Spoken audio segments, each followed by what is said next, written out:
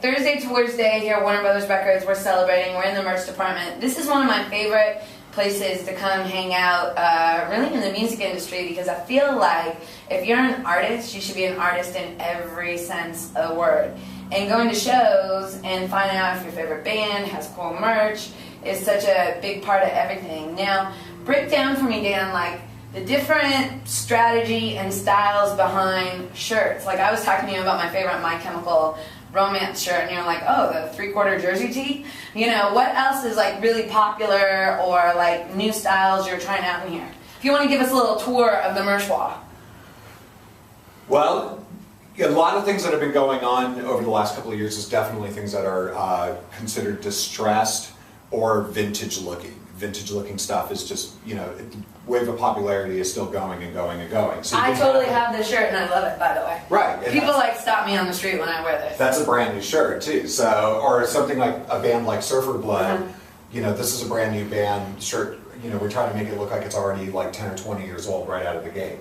V-necks are still really strong. Really? Yeah, and we're been working with a lot of kind of like athletic 70s style bodies and everything with the little V-neck on it.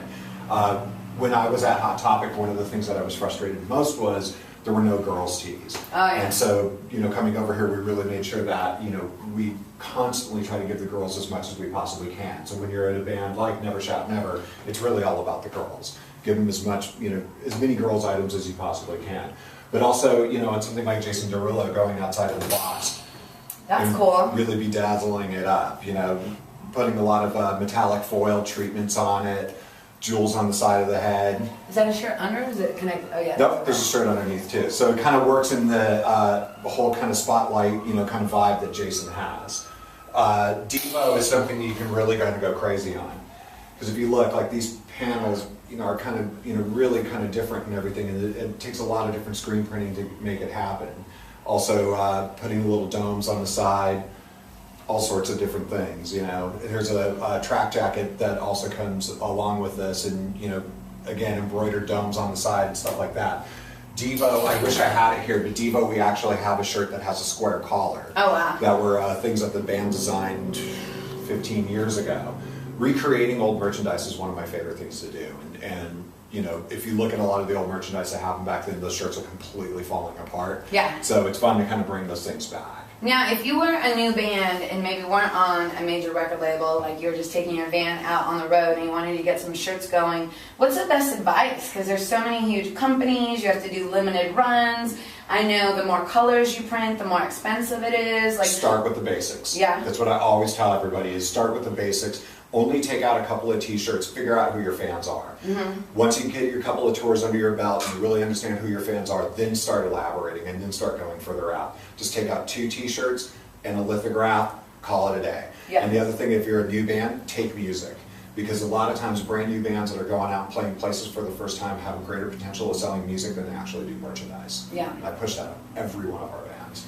okay, now is there any one main site that people can just go shopping, or do you need to go to the individual band's websites? You got to go to the individual band websites, but Hot Topic's a great resource because they carry such you know, they carry more shirts on their website than they do in the actual stores. So you can usually find almost anything from any merchandise company that's out there.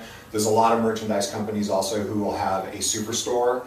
If you go to one of their artist sites and you can kind of wormhole your way over to the superstore, you can get everything off of that. And Amazon actually has been really good at supporting more and more and more t-shirts.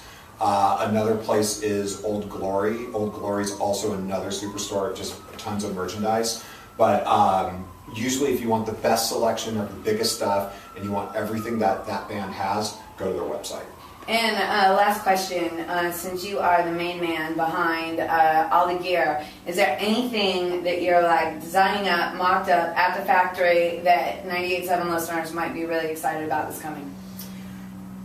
Yes, there's a lot more My Chemical Romance stuff coming. I don't also have it right here, and these things are blowing out quickly, but we have all of the My Chemical Romance jackets from the videos online. Gerard, unfortunately, is already sold out. Wow. And but Ray, Frankie, and Mikey are still there, and those things are unbelievable. They're $100 jackets, and they're exactly the ones that they wore in the video. I'm a big Frank fan. Completely amazing. I'm gonna have to check that out.